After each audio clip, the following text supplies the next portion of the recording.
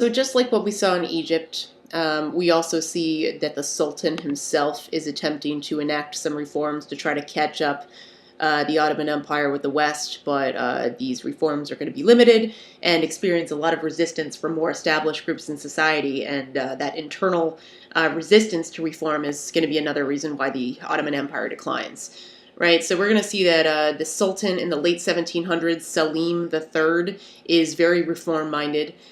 He, in particular, really wants to modernize the military, update it, and draw on more European military formations. And what we ultimately see is that the Janissaries, in particular, they're going to be the major opponents of his military reform pushes, partly because the Janissaries had a very high position in their established society. They got paid on a quarterly basis. They had a support corps that gave them medical care, and they had a lot of assistance from the government.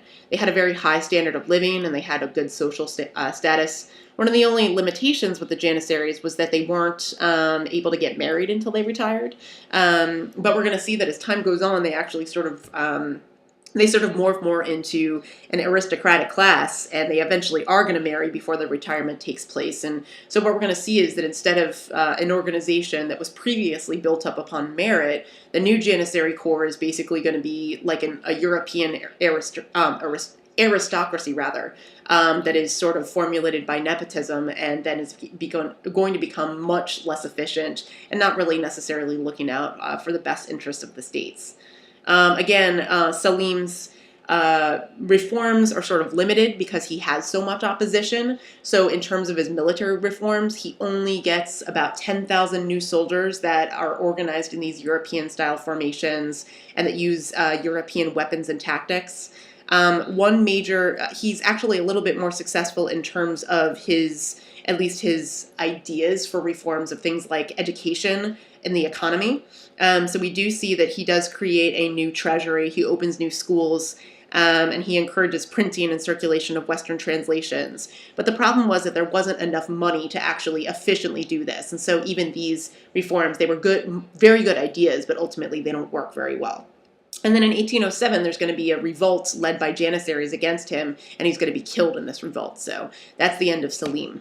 But his successor, Mahmud II, is also going to be very reform-minded. And so we're going to see that in a lot of ways he sort of builds upon some of the initial reform efforts that Selim was attempting. So for one of the biggest accomplishments is that he abolishes the Janissary Corps. And the major reason why he does this is because the Janissaries oppose the Sultan, and also the Janissaries are one of the major groups that are holding back the military from modernizing. So he abolishes the Janissaries, and then he develops a new artillery unit that was trained by Europeans. The Janissaries attempt to revolt against Mahmud, and then he basically has them massacred. And then the Janissaries who survive the attack get forced underground and become a lot less threatening to the political balance. Then you're going to have in 1831, he's going to abolish the feudal system in the Ottoman Empire, and this is really going to mark the sort of final defeat of the Janissaries, because the Janissaries previously collected taxes directly from the people, and that contributed to their salaries. But now the tax collections are going to go directly to the central government, and this is going to pay military personnel, ensuring their loyalty. So basically, with these new European military formations, the Janissaries aren't going to be able to make money anymore, right? And other things that he's attempting to do is build more roads, set up a postal service, and he's trying to create more European-style ministries to administer the government in a more central way. But again, we have a limited budget in order to do some of these things, so they are sort of limited. After Mahmud is gone, we still have some major attempts at reforms in the later years of the Ottoman Empire. So sort of the last-ditch effort of reforms was a series of reforms called the Tanzimat, which translates into reorganization. And this starts after Mahmud leaves the Sultanate in 1836, and it continues until 1876. So basically, the sultans are trying to root out long-standing and widespread corruption in the central government. Again, a lot of their reforms are bent on secularizing the state. So we see that they create a secularized system of schools, for example. Major opposition to this is going to be from the ulama. They were the scholarly class. They specialized in Islamic law. Many of them were bureaucrats. But nonetheless, you're still going to see thousands of primary and secondary schools established under a Ministry of Education, which was secular. You're also going to have the establishment of some secular colleges, each of which have a specific purpose. So there's going to be one for military, one for engineering, one for translation, one for civil service. Basically, attempting to make sure that students are geared towards these specific jobs that, again, will help modernize the Ottoman Empire. What else? The sultans are also going to codify Ottoman laws. They're going to create new ones. Whoopsies. Sorry. And two of those are a new commercial code as well as a new penal code. But the commercial code is basically going to make it easier for foreigners to do business in the empire. And then a specific element of these Tanzimat reforms was the Ottoman Reform Edict, or the Hat-i Humayun. And what this does is it updates the legal system, and it declares equality for all men in education, government appointments, and justice, regardless of religion or ethnicity. And so this is obviously, an increased push to try to secularize the law. And an important thing that happens here is that there was this system previously called millets, which was basically where there were these separate legal courts that were established by different religious communities. So basically there was like a sort of segregation. People all lived within their respective millet. And if you were Christian, your millet would ultimately use Christian laws, right? But when the Ottoman Reform Edict terminates the millet system, what you're going to have is, now there's going to be a uniform set of laws. There are going to be some Christians in particular that protest these new regulations because they feel like their autonomy is threatened when they're subject to a universal law rather than their own. But nonetheless, this is also an important change and increasing secularization of the law. And they're also going to, just in general, what we're going to see is that the Tanzimat reforms, even though they are promoting secularization, they don't achieve like absolute religious equality, but we are going to have a significant effect in modernizing education and the military, even when succeeding sultans try to block these reforms. So again, the Tanzimat, maybe we could still say it's a too little, too late effort, but still, its legacy on what remains, what remains of the Ottoman Empire in the Turkish state is going to be significant. In terms of gender, women really were not dramatically affected by these reforms. Women actually were not at all mentioned explicitly in the Tanzimat reforms whatsoever. We're going to see that in general, men benefited much more from these reforms than women. So for example, previously, before you had secularization of the law, Sharia law tended to dictate most policies because, of course, the Ottomans were an Islamic empire. And the Sharia law actually allowed women to hold some money, they could gain some inheritance, and they could receive a little bit of education. But when Mahmud's reforms secularized law, we're going to end the right of women to distribute property or cash through trusts to family members. And women previously basically had indirect control of their property, but the new non-religious courts even ended these limited rights. So women basically could have no actual control over property after these reforms. Women, of course, were also excluded from certain professions like the army. They weren't able to be merchants. So, any reforms in the military are not going to affect women whatsoever, for example. And one of the little accomplishments that we see happening is that by the late 19th century, we are going to see more girls going to schools, which is significant. For the most part, we're going to see more upper class girls attending secondary schools. Many of them are going to be studying teaching and the fine arts, and teaching is going to emerge as a significant new career opportunity for women by the 20th century. But still, overall, gender equality is going to progress really slowly in the Ottoman Empire. So you do see many groups that come out in support of Ottoman reforms, and in general, they're supporting the idea of Islamic modernism, which is the idea that Muslim societies can embrace Western technical and scientific knowledge, but still reject its materialism. So in general, the idea is that Islam can take advantage of, new modern elements like new technologies, new military formations, but still ultimately have a Muslim base. Right, so this is something that allows more people to actually embrace the idea that the Ottomans actually are attempting to catch up with the West. You're going to see that there are going to be a number of groups that are going to emerge in support of some of these reforms. There are going to be some that come out in a couple of different generations. So the first group of major supporters of Ottoman reforms was a group called the Young Ottomans. Basically, they feel that the Tanzimat reforms did not go quite far enough. They wanted to modernize even more, sort of along a European model, and adopt a constitutional government.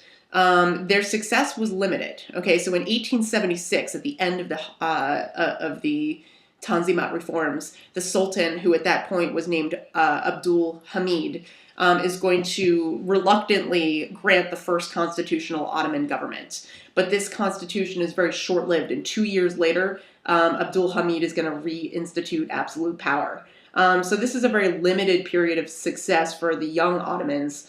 But even though they're not that successful, their goals are going to be resurrected with the young Turks, who emerge a couple of decades later. Right. So the young Ottomans are limited in their success, but the young Turks, who sort of are the next generation of young Ottomans, experience more success in their support of major reforms. So the young Turks were military and civilian elites. They oppose what they see as a tyrannical rule of Abdul Hamid. In particular, at this point, Abdul Hamid, sort of teased the Ottoman people by issuing them a very brief constitutional government, only to take it away and reimpose absolute law in about 2 years, right? So the young Turks, in addition to wanting to get rid of the Sultan, they want a completely secular law code. They want to keep modernizing based on European achievements. And they also are very nationalistic. And so basically they want to Turkify, that's their word, ethnic minorities. In other words, they want to try to enact cultural change to make all citizens of the empire feel like they were a part of a common Turkish heritage and society. But the problem was that there were a lot of minorities who did not want to assimilate into this Turkish culture, right? So Armenians are a perfect example. They were Christian minorities that lived in Anatolia for generations. Many of them were hired to work on some of the new German-owned railroads, partially because they were Christian and the Germans were Christian, right? So they were working together. And we're going to see that Turkification is really difficult for these groups because they don't want to take on that Turkish identity. So we're going to see that a lot of non-Turkish peoples are going to be antagonized by groups like the Young Turks. We're going to see that because of that, there's going to be localized nationalisms that are going to emerge. This is going to lead in a lot of ways to the disintegration of some of the Ottoman territories in the Balkans, which are going to, all these countries like Russia and Austria-Hungary are going to try to snatch those up in the years prior to World War I. Okay, but in 1908, we will see that the Young Turks conduct a military coup against the government, which is successful. So when they launch this coup and take over the government, they're going to institute a number of reforms, including secularizing schools, courts, and law codes. They're going to allow elections and political parties to form. They're going to encourage industrialization. They open up more modern schools for women. They allow women to wear Western clothing. They restrict polygamy.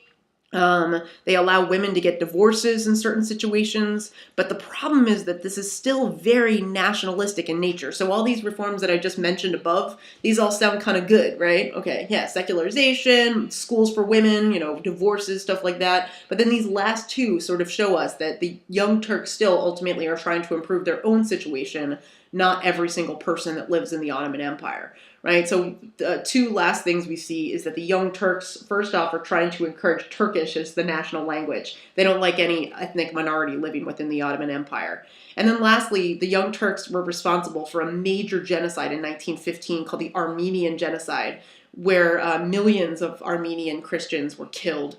So ultimately, we see that the Young Turks is going to be very narrow-minded in the future that it sees for the Ottoman Empire, which is going to contribute to more internal strife, which again leads to the decline of the empire. Okay, so let's bring it to a close here by talking about the final loss of territory that leads to the ultimate demise of the Ottomans, right? So in addition to the loss of Greece that we already discussed in 1832, the Ottomans are then later going to lose the Balkan states that are becoming increasingly independent during the 19th century.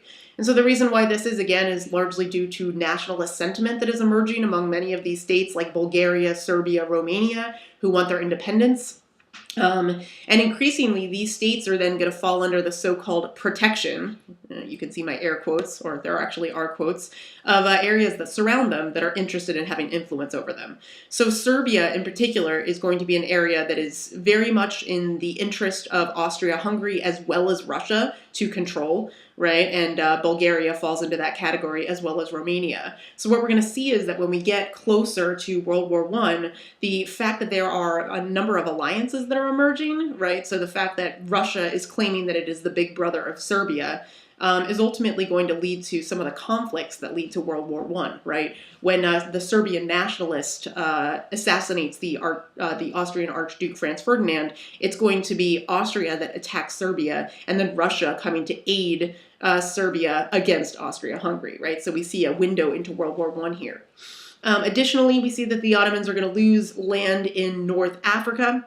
So it's going to lose control of Algiers in 1881, and then later by 1911, so shortly before World War I starts, they're going to lose Tripoli, which is a major city in North Africa, and then ultimately we see that by the time we get to the outbreak of World War I, the only territories that remain of the Ottoman Empire are basically the modern state of Turkey, as well as part of Saudi Arabia and the Mesopotamia area, right? So basically what we see is that the rise of nationalism that is taking place in the Balkans in particular is contributing to the decline of Ottoman territory. And what we see is that this really is a decrease in Ottoman power and an increase in European influence over the areas. So ultimately, we see that by the outbreak of World War I, we're going to have all these different nations in the Balkans declare their independence from the Ottoman Empire. And of course, the Ottoman Empire is going to be increasingly vulnerable, and it's going to make the very bad decision ultimately of allying with the Central Powers of Austria, Hungary, and Germany before World War I, which we know are the losing powers. So that is a summary of the decline of the Ottoman Empire. The next videos are going to discuss what's happening to the Qing dynasty in China, and then we'll do another series of videos on Japan.